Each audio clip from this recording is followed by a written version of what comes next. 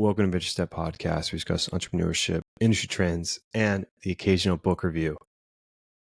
Today, we're going to be discussing a touchy topic to some, and to others fills them with optimism. We're going to talk about AI data centers and data centers in general, and the compute load that it puts on both the world and especially its local populace. Currently, AI data centers or data centers in general use up to about 1.5% of the global energy consumption. And by 2030, that energy consumption is predicted to increase to 950 terawatt hours. To put that in perspective, a terawatt hour, and once again, these numbers are just mind-boggling. 1 terawatt hour can power this whole state of California for 1.5 weeks. And so if you just say easy math, 1,000 terawatt hours, and you can power the state of California for 1.5 weeks, you get a certain amount of weeks, and then you just do that to years because it's got to make sense. And it gets you to 28.8 years.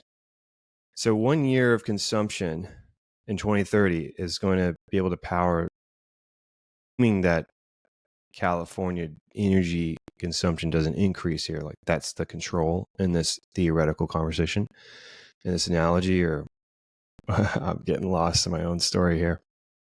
Basically, California doesn't increase their energy consumption. And the current standard is 1 terawatt hour powers California for 1.5 weeks. And the energy usage for AI data centers in 2030 reaches to 1,000. You could power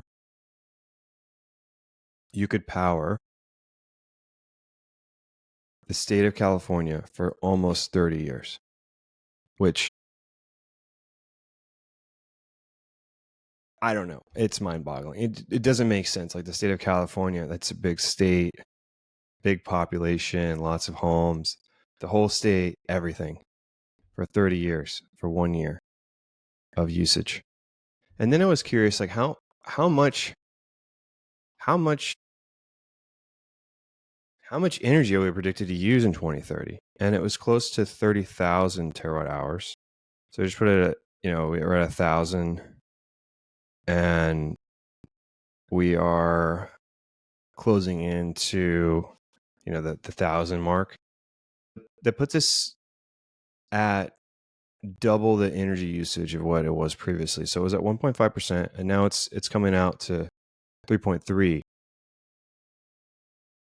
I wonder how much higher it's going to go in 2050. Yeah, I'm not sure. But I do find it very fascinating how much energy is being used. I knew it was a lot, but when you put the numbers and you write them down, or you write them out on your screen, you're like, wait, did I add a zero here, or what's going on? Like, are these numbers correct? I had some head scratchers, and I was like, okay, let me double check this before I go on the podcast. Like, this doesn't make sense. Am I sure this is right? And then I looked at sources and dual verification on different things. I was like, okay, yep, these are correct. So what are we going to do about that? I don't know. So in this episode, I'm going to talk about AI data centers, their rapid development, their power usage and grid strain, some of the I said political. I've lost it. The pollution contribution of these data centers, and then also both the construction costs and the water usage costs to the local communities, all of which I want to talk about in this episode. And then the next episode, I want to break down, okay, here are the problems. What are we doing about it? And are we making any progress? And are there states or state bills, like Senate bills, that are coming out that are promising? Are they well received? And if not, why not? And getting a little deeper into the technology piece of, okay, what technologies are being developed to make the water usage less, and the burn off less, or the like the evaporation. I'll talk about it more when I get later in the episode. So the first thing that we'll talk about is data centers. Planned build out. They want to get to 5,000 data centers. And I think there's 3,000 and some change planned to be built. One of the most populous places is called Data Center Alley, which is in North Virginia's area. And that area has just seen just a massive growth in data centers in the cloud. And originally, before this whole AI workflow came about, really there was a couple major cloud providers that I'm sure you're aware of. There's Microsoft, there's Google, and Amazon, AWS. So there's AWS, there's Google Cloud Services, and there's Microsoft Azure. So basically powers the internet. I mean, there's a couple other folks, but those are the three main people, especially in the US. And when you're looking for a data center, you want somewhere that has, I mean, it ideally has access to water or ease of access to water, and then also good power grid stability because you need a lot of power. And then one of the other things that you want to avoid is a place that has catastrophic risk or risk for catastrophic events like earthquake, fires, hurricanes, things of that nature. You kind of want to avoid, like, you don't want to spend billions of dollars on a build out near Miami and then a hurricane comes through, floods your data center, and you're out of, I don't know, $900 million in GPUs, something insane. So those are the kind of the key parameters to create a data center. A lot of times these places that have data centers built are of their nature, since they don't have catastrophic risk for the most part, they are in areas that have less availability of water, or they're water scarce areas. Majority of the data center concentration is in areas that don't have that much water available. So that's an important note there. Keep that in your back of mind when we get further into the episode and talk about, okay, what's the water usage look like? And the water usage is, in fact, insane. So one thing that is crazy as these cities that I was very surprised about this when I was doing research, is that these cities don't have separate policies for the data centers. And there was just this big rush to get the data center people in there, like, oh, we'll give you tax write-offs, we'll give you benefits, we'll give you land, whatever you need, just get in here. And so there is some meaningful benefits when it comes to taxes, right? Like Virginia every year stated that they're getting $1 billion in taxes from these data centers. And so it produces a lot of tax revenue, but there also is different costs that are socialized among the population. And one of the costs is energy usage. In 2023, energy usage for Virginia's electricity grid, 25% of Virginia's energy usage is from data centers. And by 2030, it's predicted to be 46% of the total area's energy usage, which I think is quite a sight there. And so there is a push from local municipalities that they've seen the strain that it's been putting on to their citizens, and the citizens have seen the videos and they're like, hold on, we're not doing this. Like, we need some kind of guarantee that they're going to make their own energy. They can be on the grid, but they can't just take all our stuff and not pay, which I think is fair. So there's a push by certain places, like, that if you want to do a data center, then you need to build out your own power. And you've seen articles about Google and Microsoft and Amazon acquiring nuclear startups or nuclear licenses to produce nuclear energy. But another issue is that the majority of these data centers, like 1/3 of the data centers in the Data Center Alley in Virginia, they are within 200 feet of a home. And so 33% of the data centers in that area are within 200 feet of a home, which is very close.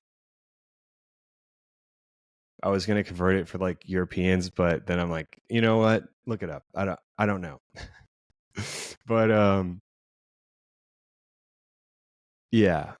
So anyways, so there's a close proximity of these data centers to residential areas, and I think originally that they're just not zoned as like a large industrial, whereas they're zoned. I don't really get the zoning, right? Like there's this, like you're talking about like a 200, no, I was going to say 200. I mean, you're talking about like a multi-million square footage facility that is requiring, like the Colossus data center, they're requiring 300 megawatts of power. That is that is the power of like a city.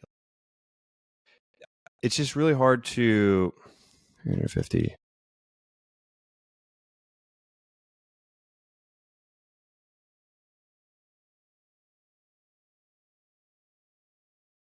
example. Build example. All right. So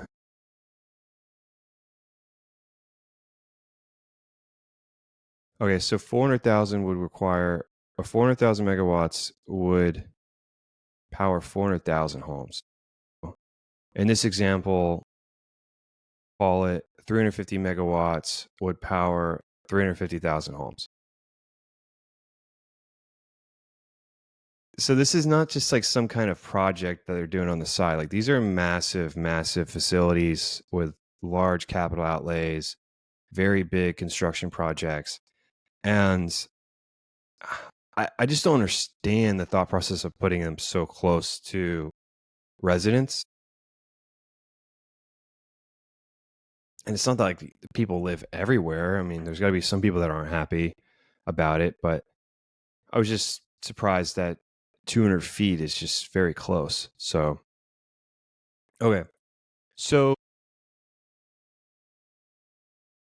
there's this large, large requirement of energy, right? Per data center. And then another thing that's happened recently is that we've got these AI workflows, right? So we've got ChatGPT, Gemini, Anthropic.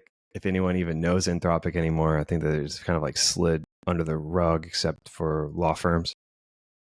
These AI agents or chats use 10 to 30 times the energy of a Google search. And these data centers were originally used for like storing files, photos, some video stuff, analytics that was high compute and cost a lot of energy, but also there's a lower amount of usage because there's not that many people that are doing those things. There is companies, yes, but it's not like every Joe Smo is running a massive analytics workflow through the cloud, which is not the case. And so a large data center, it just puts a massive strain on the utilities. And then another issue that this strain creates both a bottleneck for the data centers to progress and expand with new GPU clusters. And then it puts a strain on the local populace. So you have two different people that are unhappy. And so what I've observed with Elon's XAI Colossus data center is that they needed a lot more compute to compete with their competitors, but they only were promised 150 megawatts from the city. So they needed more. And as I mentioned earlier, they were at 300 megawatts. And so they purchased these or leased these like gas turbines, but they're the size of like a bus. Like they don't look they don't look like a temporary structure. Like they're very big, but they're supposed to be for emergencies and to power. But each of these things are like multi-megawatt turbines, and so they're massive. I'll show the video when we get there. Basically, that is creating massive pollution in the local area, and people are getting respiratory diseases and or going to the hospital for breathing issues because of the pollution that these gas turbines are creating and the carcinogens that they're putting in the air. So there's that. And then also there's not a different policy for data centers within their area. Like they're using up a lot of power. Like as I mentioned earlier, Virginia is stating that in 2025, data centers used up 25% of the total consumption for the state. That's a lot, right? And it's only predicted to grow. And one thing that was being observed in Georgia when I was watching the video I live 400 yards away from Mark Zuckerberg's data center, which I'll share a clip of and we'll also watch together the first couple minutes. It talks about how the biggest power company has had 6 rate increases, and also they're not treating data centers differently than they do other corporations like a small business or these different classes of these different business classes. And then it's being passed on to these different groups like small business owners or residents, and they're talking about how in peak season their energy bill has nearly doubled. They went to 250 to 450. And that's all because of the usage of the power is just so much. It puts a strain on the utility plants. Okay. So that's the background of energy. The next thing that we're going to come to is water. And this was something that I was very surprised about. I mean, I knew that it was a lot of water, right? But I had no idea that a large to mid-sized data center is using 5 million gallons of water a day. 5 million gallons.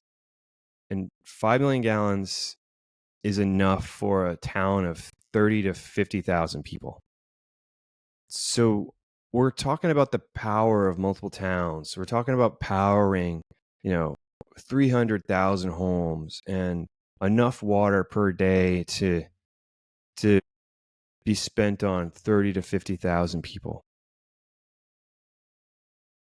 I mean, the scale of these things is just, it's hard to understand. I'd love to see one in person and like see how big it is. I mean, Mark was talking about how it's so funny. I refer to him as like his first name. Like I know the guy, like Mark, my boy Mark. But Mark was talking about how one of the data centers they have planned or the expansion, I think, for Georgia is going to roughly be the size of Manhattan. And I was looking that up today and I was like, how big is Manhattan? Like that must be pretty big. And it's like 13 miles long and 3 miles wide, which like that's massive. Like that's supposed to be a building. I've never seen a building multiple miles long. I don't know. It's just hard to understand. Like I run half marathons, and so you're telling me that I'm supposed to run a half marathon and that's the building? It's hard to understand. Okay, that's far. It's a long ways. Maybe I should start investing in golf cart companies. Just go all out. and golf cart companies, like the most efficient golf cart companies, to allow your 40 to 50 workers, permanent workers at these data centers to be able to get around. I mean, they probably just drive a car at that point. I don't know. So 5 million gallons a day. Then Google and Microsoft, Google is at 5.6 billion gallons of water, up by, I think, 30%. And then Microsoft's up 40%, give or take, at 1.7 billion gallons of water in 2022. So that's a lot of water. And as I mentioned earlier in the episode, is that majority of these data centers are in states that are water strained. 66% of the data centers are in areas where water is scarce. And one of the things that I found most surprising about this whole thing, the water usage, I was like, wow, that's a lot. Like I didn't really know that it was 5 million gallons a day. Another thing that I thought was insane was, okay, so the whole, let me backtrack. The whole process of the cooling the servers or the GPUs or the equipment is that currently they're taking purified water, like drinking water. It's not wastewater, it's drinking water. They're taking that drinking water, they're putting some kind of solution in it, like sterilizing the water so growth doesn't allow for growth, like fungus or bacteria, or the whole 9 yards. So they have this solution, they put it in the water, and then they run it through the equipment. And the equipment is so hot that it evaporates the water and superheats it. So 80% of the water just turns into vapor and just escapes into the atmosphere. And then 20% of the water is dirty water that is very hot and it's got this chemical solution in it. And so when it goes back to the wastewater plant, it puts a lot of strain on the water utility purification company, because they've got this massive volume of water they're dealing with and they have to clean it and it's got to get ready for consumption. And before you know it, they've already siphoned off another 5 million gallons for the next day. And then with this 80% of water that is evaporated in these water scarce areas, it goes into the atmosphere and the winds take the water vapor and it goes somewhere else. It doesn't stay local.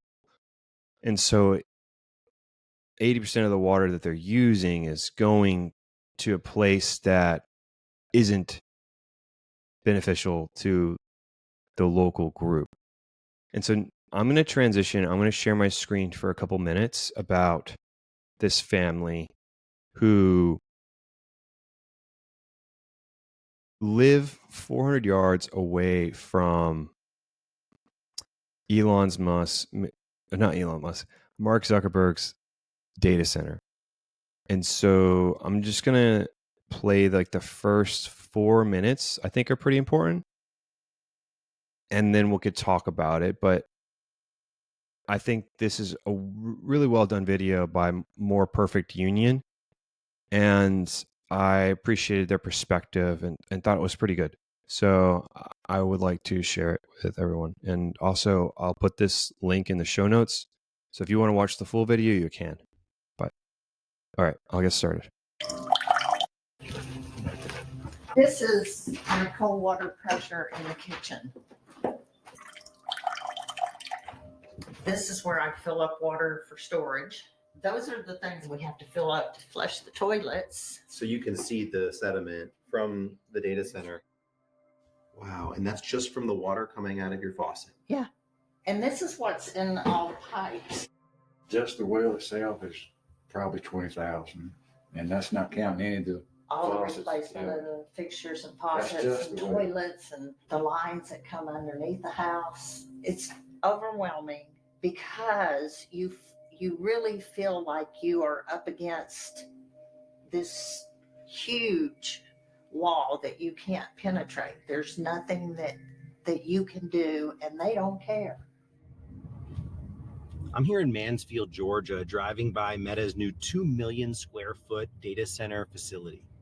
Facilities like this are being used to power things like ChatGPT and other AI tools that are becoming integrated into our daily life. Data centers going to be a very hot item. This entire supercomputer is built to power Grok. We see data centers as the most exciting asset class. Meta is building a 2 gigawatt plus data center that is so large it would cover a significant part of Manhattan. But data centers come with big costs, from light and noise pollution to the environmental impacts, to the potential rising costs of energy bills. These facilities put extraordinary demand on the power grid and require entirely new infrastructure. Oh my God. They should be responsible for that, not us. Search the internet for profits that Meta has made, Amazon, Microsoft. They can afford to pay for their own generation. We came to Georgia to ask two questions. What's the true cost of the AI revolution, and who should be paying for it? Your house is here, and the data center's right there. It's less than 400 yards. Beverly and Jeff Morris bought their home an hour's drive from downtown Atlanta in 2016, but their roots in the community run much deeper. Being in the country has always just been my peace and my therapy. When we found this place, we decided that this was it. It was perfect. I was actually raised probably 5 miles from here. Felt like coming home. The data center that's now the Morris's next door neighbor happens to be owned by Meta, the company you know for Facebook and Instagram, but has also been breaking into artificial intelligence. They started construction on this data center campus in 2018. Definitely changed everything. They destroyed the environment, taking down all the trees across the road. Beautiful pines, beautiful forest. The light pollution is... You don't have to have a night light in the house. You can walk around the house at night and see everything. It's that bright. This is a video of the dust from Facebook where the construction was. What it looks like right now Out my front door. The wind blowing in all of this stuff from across the construction, across the road. This is all from Meta. Yeah, I was standing on my front porch. I think eventually that affected our well water. We're on a well here, and we started having issues with our well in 2018. I have to replace the hot water heater. I've replaced 2 washing machines and a dishwasher because of the sediment that's coming in. A lot of what the Morrises are facing is from the polluting effects of this massive construction, but that's only one part of the story. There are serious costs to communities once data centers are operational too.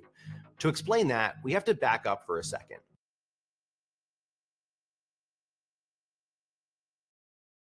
Okay, so just watch the first 4 minutes of that video, and it was reminiscent of a video that I'm sure a lot of people saw back in the day. Don't necessarily know what year it was, but when fracking was the big topic, where fracking was supposed to be the new thing and it was supposed to be cleaner and it won't have as many issues with environmental polluting or local pollution of the area. I could have said that way better, but you get what I mean. The local effects were minimized by fracking. And then you had these small communities complaining about, like, my water lights on fire and all these different crazy scenarios. They didn't have any water pressure because the fracking companies were using so much of the water. And then it was this public outcry, and it kind of just died down. And they've changed their tune, right?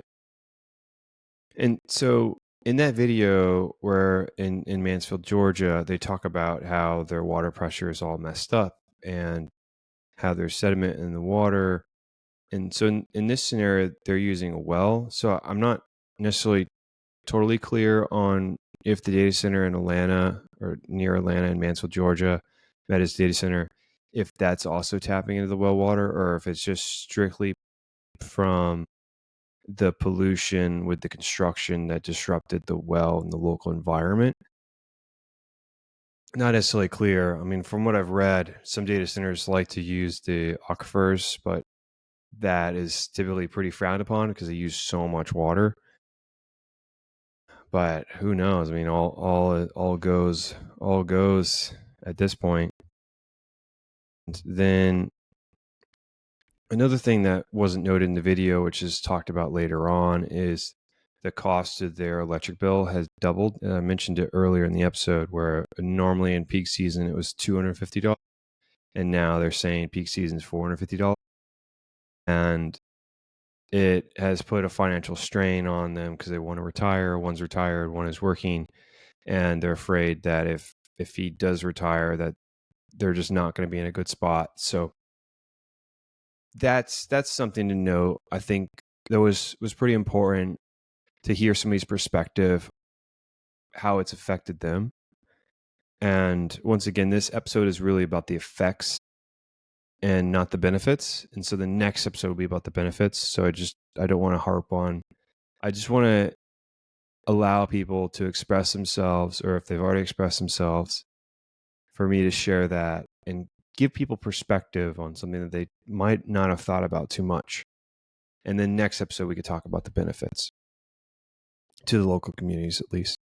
So that was the situation with Meta.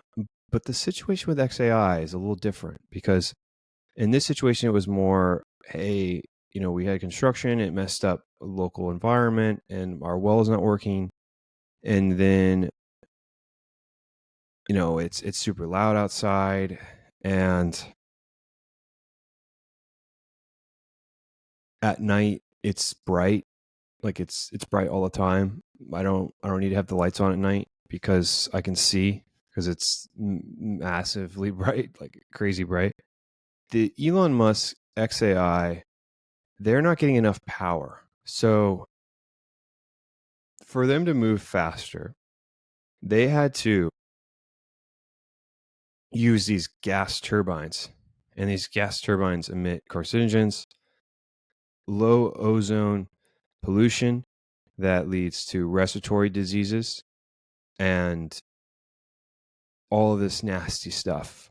And the pollution can spread up to 20 miles. So it's a kind of a tough situation where they want to move fast, and it's like move fast, break stuff. But in this scenario, you're moving fast and you're hurting people. So I'll share my screen. And we will also be listening to The More Perfect Union. Their two videos are great. Since this person is Elon Musk, it's a little bit more politically charged than the last video. The last video is pretty neutral. This one has a political stance to it, whereas the other one was more perspective and voicing, giving someone an audience for allowing them to voice their opinion. But also, I get that this one's more political because of Elon's station with Doge, which I think he's since disbanded, and but I think Doge is still functioning. I don't know what his exact role is, but I know he's stepped away and just focused on Tesla, XAI, and SpaceX. So I get where they're coming from, and then people are also getting hurt. So I understand that people are going to be pretty upset. But just wanted to call that out before the video started, and now I'm going to start the video. With EPA to see what they had. They also did. Also, I skipped the first 5 minutes of this video because it just provides a lot of background. But since you're already 30 minutes into this episode, you don't need all the background. I just want to show you the gas turbines. Not have details on what is on the ground out there. Nobody from the regulatory side, the health department, the city, EPA, has told the public or us really one iota of what's actually operating out there. To figure that out, Patrick and his team hired a photographer to capture the data center from above. The images revealed far more turbines than anyone knew about. 35. I couldn't believe it. I was absolutely stunned. How do we not know about this? According to XAI leadership, the turbines are not being used and are not connected. Under pressure, XAI claimed it was using less than half of those turbines. I've talked to the XAI leadership team. There are 35, but there are only 15 that are owned. The other ones are stored on the site. Well, first off, these are expensive. There's a turbine shortage nationally. You don't obtain these turbines and put them on site if you're not intending to operate them. So Patrick and his team sent the photographer back out with a high-end thermal camera. What we saw is 33 of the 35 were very clearly operating. The turbines were capable of generating about 420 megawatts of electricity, enough to power around 300,000 homes. They built a power plant out there. And they've done it overnight, no air pollution controls, quick and dirty, no permit. I mean, what you've done with the cluster in Memphis is incredible. Just in a handful of weeks. Any given thing can be sped up. Like whatever speed is being done, it can be done faster. This is the largest AI cluster in the world. This place is absolutely amazing. That is like superhuman. I mean, Elon is singular. Building a massive factory in the short time that was done, there's only one person in the world who could do that. And this entire supercomputer is built to power rocks. We were given a tour at XAI, looking at the facility. Very impressive, very exciting for Memphis.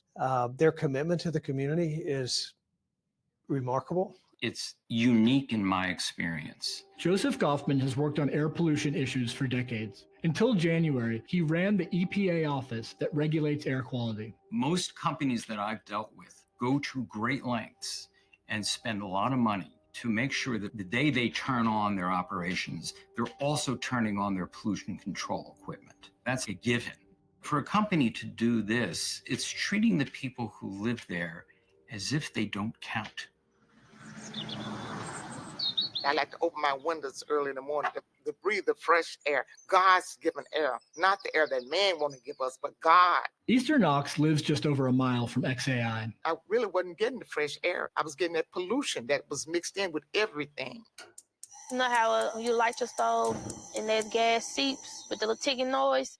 That's what it smelled like. Alexis Humphreys grew up here, one street away from Easter. When I smelled it the first time, I was asleep. And it woke me up because I thought gas was seeping in the house, but come to find out, we come outside and all the neighbors was outside trying to figure out what's going on. He was an ordinary dad, full of joy, full of jokes. Last year, Alexis lost her grandfather, who struggled with a respiratory illness called chronic obstructive pulmonary disease, or COPD. COPD is a breathing condition, but you don't get it unless you smoke cigarettes. And my granddad didn't smoke cigarettes, but every 3 weeks or so, my granddad was going to the hospital. He would have to get breathing treatments. I have asthma, bronchitis. My mom have just bronchitis, and now my granny has it. You can't hardly breathe. It's just like your whole world is collapsing down on you, and it's frightening. Easter and her husband have also developed COPD. What does it feel like? Feel like you're fixing to die. The area around XAI leads the state in emergency department visits for asthma. Memphis has one of the highest rates of toxic air releases of any American city, and many of its most polluting facilities are in this neighborhood. Elon, what he did with Memphis is objectively somewhat dirty, but he's also doing it in an area where there's like a bigger natural gas plant right next door and like a wastewater treatment and a garbage dump nearby, right? And he's obviously made the world a lot more clean than that one data center. In just 1 year, XAI has blown past existing polluters. They're emitting somewhere between 1,000 and 2,000 tons of NOx. I'm an air pollution guy, so I deal in those numbers all the time, and that's larger than anything else in Memphis. Gas turbines like these release 3 main types of deadly pollution: nitrogen oxides, formaldehyde, and fine particulate matter. Nitrogen oxides combine with other pollutants to form ground-level ozone, which causes and worsens asthma and COPD. Formaldehyde causes cancer, and particulate matter, airborne soot, can pass through your lungs and into your bloodstream, causing heart disease. We've shown up today because we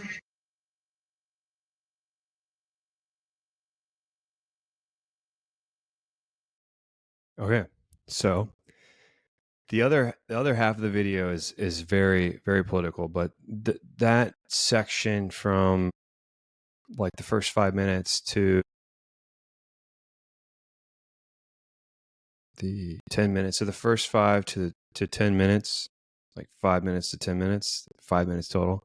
It's a pretty good section where it's very informative, talks about the core issue where the lawyer that was speaking in the episode in the More Perfect Union talked about how he had requested permits from, or they got complaints. And then he's like, oh, that's weird. I don't remember hearing anything about this.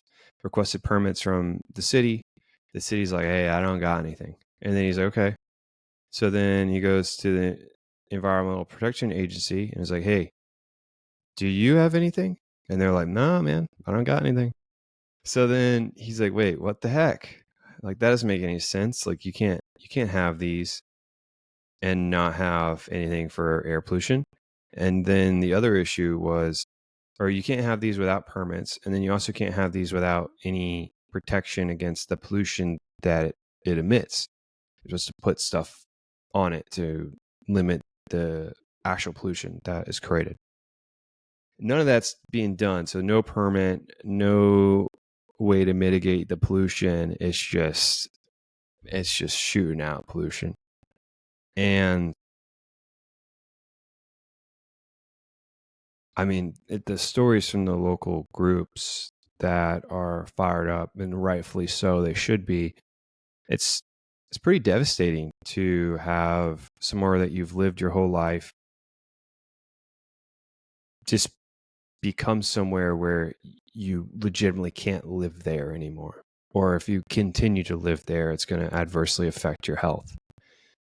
And then you have folks that are just really old, where they're just, hey, like, I've lived here 50 years. I've got 5 years left. If the air takes me, the polluted air takes me, it takes me, but I'm not leaving. And then you have younger folks, like, they didn't show any kids on there, but I'm sure that there's kids that are affected. And yeah, I mean, it's just not a good situation. And there's really no other way to put it. I mean, it's not good. And the local government has been pretty silent about the whole thing, given that XAI is spending billions of dollars. I think, they're spending just an insane amount of money on GPUs, and they're expanding the Colossus. And so the city is just they're going to reap the rewards of the taxes and the benefits of that. And we'll talk about those kind of things in the next episode. But there's also a lot of people that are being left behind, and more extreme in this episode, where like people are legitimately dying from these breathing issues that are developing. And I think the biggest thing from what I've read from the Colossus is that they didn't tell the local population that this thing was being planned. And one of the main ways that people found out about it was Elon was talking about he's meeting with people in Memphis and doing different things. And so then there was a lot of speculation that he was going to take on a old building to produce a data center, to stand up a data center, because you need a relatively large building to start with. And then you also need a lot of power, or original power. And I don't think it had enough power. I think it had 12 megawatts, which is a lot of power for a building, but they needed 150 megawatts. So they did the turbine stuff to help them get more power, but then their ambitions kept increasing on how much power they needed, and they only had an agreement with the city to be at 150 megawatts. So the only thing that they had to do was just turn on more turbines, and they never got permission to use the turbines. The city never said anything, nor did they tell the locals that, hey, we're thinking about doing this data center. Here's the parameters. Here's what it's going to do for the community. Here's the cost to the people living in close proximity. None of that was done. The deal was announced when everything was approved and ready to go, and construction had already started. And people in the area found out about it, like on X, when Elon was talking about it, and like how rapidly they're moving. So it was a real rug pull on folks where they weren't aware of it, they didn't know, they didn't have any say in it, and then the next thing you know, they've got these massive turbines polluting their area, and then people are getting sick and dying. So overall, I wouldn't be too thrilled either, and I'm not sure how well those homes will sell for. I mean, they were already in a very polluted area in the first place, like the garbage dump, the power plant, or the natural gas processing plant, and I think one other place, and then the XAI. So it's already in a place where there's quite a bit of industrial pollution. But at the same time, this is just like blown out of proportion, and it's way more than the other massive polluters, and already a very high polluted area. Man, that's a rough one. I don't know. I'm getting tired, but in a roundabout way, what's going on in Memphis is disappointing, and I don't think represents the group. Like, doesn't really align with what it may align with Elon's long-term mission, which is to like build stuff on Mars and to be energy efficient and clean energy and battery storage and like living on Mars and becoming a multi-planetary civilization. And maybe this in his mind is a short-term cost for long-term gains, but the cost is high for other folks. So I think I saw a comment earlier and I thought it was nice, is these data centers are privatizing profits and socializing costs. And I thought that was well put, where the local population is paying for these things with pollution, noise pollution, light pollution, and disrupting their daily life or the environment. And then there is this reaping of rewards for these AI companies, where the AI company is getting all the revenue, but they're not paying their pound of flesh to the local population with either providing remedies to the pollution that they're creating. They're not paying for the power increases or the power rate increases for everyone in the state.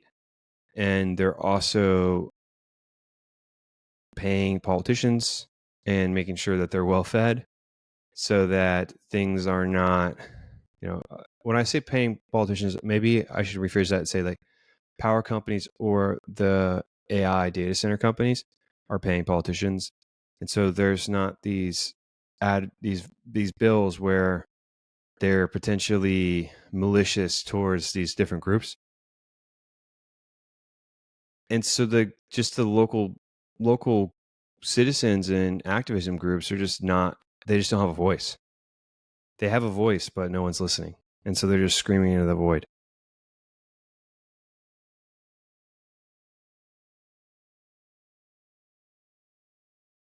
In the next episode, we're going to be discussing the benefits of these data centers. So we'll talk about benefits in increased technology and different approaches to cooling and being more energy efficient. So we'll talk about those things.